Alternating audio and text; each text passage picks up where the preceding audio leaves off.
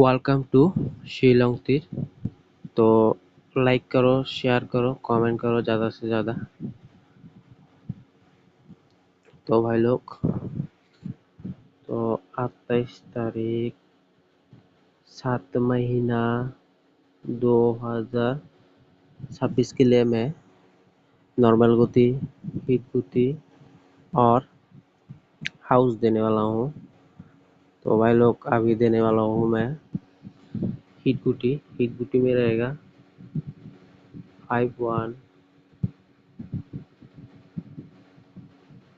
27 81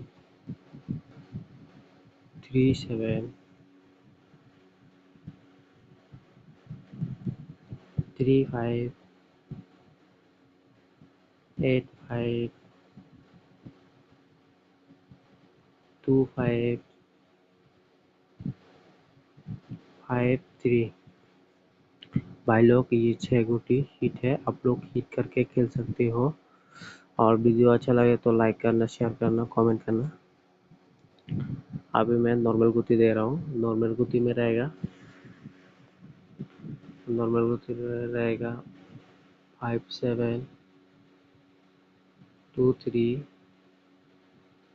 87 36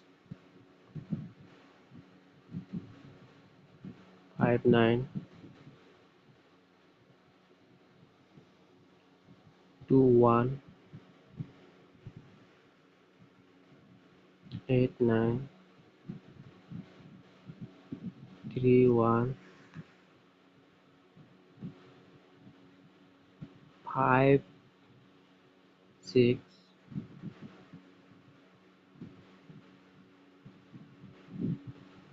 29 85 39।